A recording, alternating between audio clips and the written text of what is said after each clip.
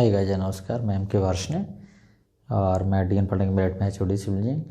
तो आज मैं वीडियो लेकर आया हूँ। दरअसल किसी भी बीम में जब भी हम बेंडिंग स्ट्रेस का मान निकालते हैं तो उसमें किस तरह की बीम का हम सेक्शन लें कि जिसके द्वारा मैक्सिमम जो है बेंडिंग मोमेंट जो बियर किया जा सके। तो उसके लिए हमारी जो एक फार्मूला है जिसको हम कहते हैं कि माइफर का फार्मूला है, उसमें M/I=FB/Y। और इससे हम देखते हैं कि जो हमारा आता है कि I/Y ये हमारा जेट कहलाता है, इसको हम पोलर मोमेंट ऑफ इनर्शिया कहते हैं। तो चूँकि यहाँ पर जब हम इसे सॉल्व करेंगे तो मोमेंट का मान जो है वो बेंडिंग स्ट्रेस इनटू जेट के इक्वलेंट होगा। तो बेंडिंग स्ट्रेस हमारा क्या है, वो परमिसिबल है और वो हमारा यूनिट भी मान सकते हैं। तो डायरेक्ट आप देखें कि किसी बीम का बेंडिंग मोमेंट जो है वो उसके जेड सेक्शन के बराबर होता है, यानी पोलर मोमेंट ऑफ इनर्शिया के बराबर होता है। और जहाँ पर z का मान है वो हमारा I/Y होता है। ठीक है, तो I हमारा मोमेंट ऑफ इनर्शिया और y जो है उस बीम के सेंटर से जो आपके मैक्सिमम उसके फाइबर की डिस्टेंस है वो हमारी कहलाती है। तो यहाँ पर जो बेंडिंग मोमेंट का मान है किसी बीम का वो उसके लोड के ऊपर डिपेंड करता है। अगर बीम के ऊपर यूडियल लोड आ रहा है तो बेंडिंग मोमेंट का मान मैक्सिमम L²/8 होगा। तो अगर हम देखें कि L भी हमारी जो बीम है उसकी लंबाई भी अगर पाई दी हुई सेम है तो उस केस में जो z का मान है वो हमारा उस बीम के द्वारा बियर किए गए लोड के बराबर होगा, ओमेगा के बराबर होगा या उसके समतुल्य होगा। तो डायरेक्टली प्रोपोर्शनल होगा, यानी कि z का मान अगर इतना होगा तो उस बीम के द्वारा जो बियर किया गया जो लोड है वो भी हमारा ज़्यादा होगा। तो यहाँ पर हम एक क्वेश्चन लेते हैं इस तरह से कि जो बीम का सेक्शन है हमारा I सेक्शन हो सकता है या हमारा रेक्टेंगुलर सेक्शन हो सकता है या स्क्वायर सेक्शन हो सकता है या सर्कुलर सेक्शन हो सकता है। तो उसमें किस तरह का हम सेक्शन का प्रयोग करें जिसमें सेक्शन एरिया इन सभी के बराबर हैं, यानी कॉस्टिंग बराबर है, लेकिन हम किस तरह का सेक्शन हम यूज़ करें कि जिस सेक्शन के द्वारा हम ज़्यादा से ज़्यादा लोड को बियर करा सकें। तो एक ऐसी बीम का किस तरह का हमारा सेक्शन होगा उसके बारे में चलिए दोस्तों मैं आपको बोर्ड पर समझाता हूँ। तो यहाँ पर हमारे बेंडिंग स्ट्रेस के लिए मैं बात करूँगा यहाँ पर। तो देखिएगा, एक एग्जाम्पल के तौर पर मैंने लिया है, यहाँ पर है हमारा दैट इज़ बेंडिंग स्ट्रेस। ठीक है, तो बेंडिंग स्ट्रेस में एक हम फार्मूला जो यूज करते हैं उसका एक फार्मूला क्या है, दिस इज M/I=FB/Y। ठीक है, तो यहाँ पर M क्या है, that is maximum moment. M बराबर क्या है, this is the maximum bending moment. ठीक है, और I ये हमारा क्या है, this is I/X, this is what I/X। क्यों, बीम हमारी हॉरिजॉन्टल है तो हम उसका I/X निकालेंगे। तो I/X क्या है, this is the moment of inertia, this is moment of INERTIA, this is moment of inertia. And FB this is what, this is permissible SSIBLE permissible bending stress. ठीक है, और यहाँ पर जो y है ये क्या है, हमारे न्यूट्रल एक्सिस से मैक्सिमम फाइबर की जो है डिस्टेंस है। तो this is the maximum distance of fibre from neutral axis. ठीक है, तो यहाँ पर अगर हम इसको सॉल्व करें तो यहाँ पर हमारा आता है, इस फॉर्मूले को हम इसको इस तरह से लिखते हैं कि M/Y upon I/X that is how much, FB। ठीक है, अब हम इसको अगर आगे ले आए तो यहाँ पर क्या जाएगा, M/I/X अपॉन Y बराबर क्या है, दिस इज FB। और ये जो हमारा I/X अपॉन Y है इसको हम क्या कहते हैं, ZXX कहते हैं। तो यहाँ पर इसको हम कह दिया M/ZXX बराबर FB, और यहाँ हम इसको कह सकते हैं कि M बराबर FB/Z, है ना। तो इसको ZXX हमने यहाँ पर कह दिया है। तो बेंडिंग स्ट्रेस अगर हमारा कांस्टेंट है तो यहाँ पर देखेंगे कि M is directly proportional to ZXX, है ना। यानी किसी बीम के द्वारा जो बेंडिंग मोमेंट जो बियर किया जाएगा वो उसके ZXX के इक्वलेंट होगा, यानी ZXX ज़्यादा है तो मोमेंट का मान भी ज़्यादा है। और ये जो M का मान है ये हमारा क्या है, this is the bending moment, this is what, इसको हम कहते हैं this is bending moment, this is what, this is bending moment. और मोस्ट ऑफ द केसेस जो बेंडिंग मोमेंट का मान है हम वो क्या लेते हैं, दैट इज से ओमेगा एल स्क्वायर बाई 8, और कई बार अगर हम ले सकते हैं अगर खास तौर से पॉइंट लोड है, so it is W L by 4, it is what W L by 4, है ना। तो यहाँ पर जो मोमेंट का मान है अगर एल हमारा सेम है ना, ये हमारा क्या है, दिस इज इफेक्टिव स्पैन, है ना, and that is also say it is effective span, it is omega L by 4। तो एल अगर हमारा कांस्टेंट है तो उस केस में हमारा क्या होगा, दैट इज़ हाउ मच कि ये ओमेगा के ऊपर डिपेंड करेगा, यानी कि जो मोमेंट है यानी एम वो डायरेक्टली प्रोपोर्शनल क्या बैठता है हमारा, दैट इज़ ओमेगा, यानी कि लोड वो ज़्यादा बियर कर सकता है, तो उस केस में उसका बेंडिंग मोमेंट ज़्यादा होगा। तो इनडायरेक्टली हम कह सकते हैं जेड एक्सेस का मान जो डायरेक्टली ओमेगा के बराबर हो, उसके समतुल्य होगा, यानी उसके यानी कि डायरेक्टली प्रोपोर्शनल होगा लोड के, है ना। तो अब यहाँ पर देखेंगे कि हम किस तरह से हम इसको निकालेंगे। तो देखो एक हमने लिया है एक एग्जाम्पल में, तो हमने माना है कि एक सेक्शन है जिसका एरिया, क्रॉस सेक्शन एरिया कितना है हमारा, से 98 सेंटीमीटर स्क्वायर, ठीक है।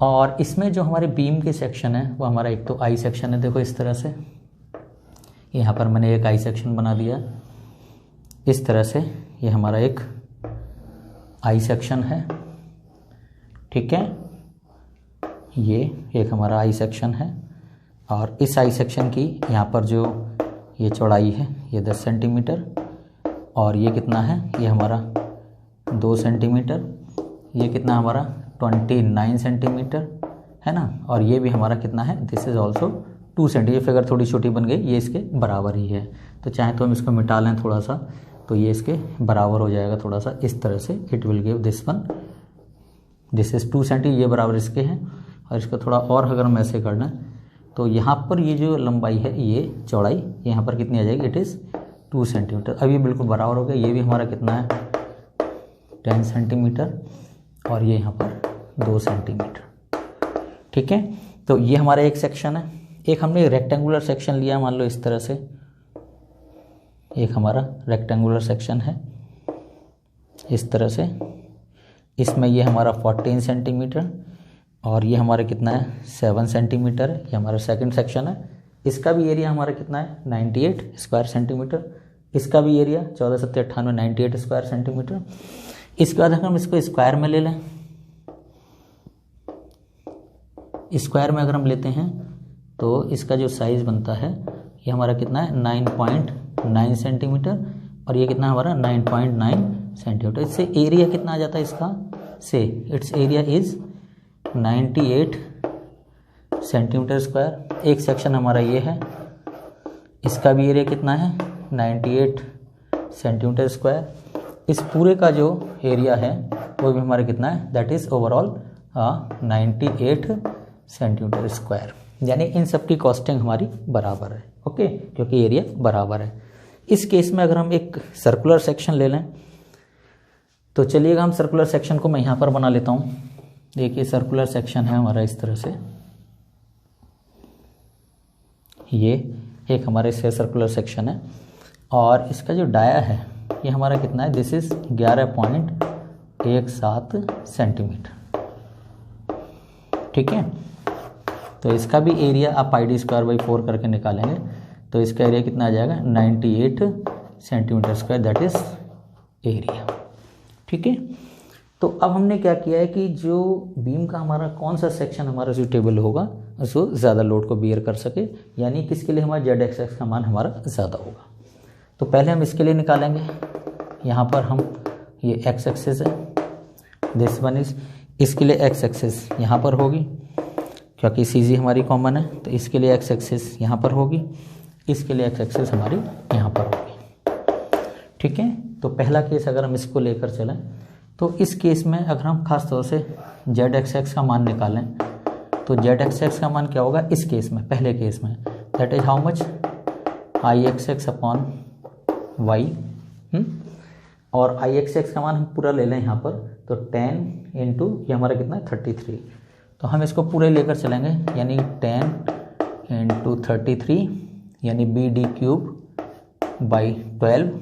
हमने क्या किया बी और ये डी क्यूब टोटल कितना है ये 29 प्लस 2 4 यानी 33 BD³/12 माइनस ये वाला एरिया अगर हम घटा देंगे इस वाले का, so this one will be how much, यहाँ से तक 10 है तो 2 कम कर दें और यहाँ पर आ जाएगा -8 into 29/12 and divide by y. Y कितना है हमारा, वाई की डिस्टेंस हमारी यहाँ से यहाँ तक की होगी, दिस वन इज वाई। तो देखो ये कितना है हमारा 29, तो इसका आधा कितना हो गया 14.5 plus 2 it will 16.5, it will be 16.5। So y is how much 16.5। तो यहाँ पर जब हम इसको कैलकुलेट करेंगे, ठीक है, तो यहाँ पर जो इसका मान है वो बहुत आसानी से आ जाएगा, it is 829.6 and it is cm³। यानी कि इसका जो हमारे जेड एक्सेस का मान इतना आ गया है।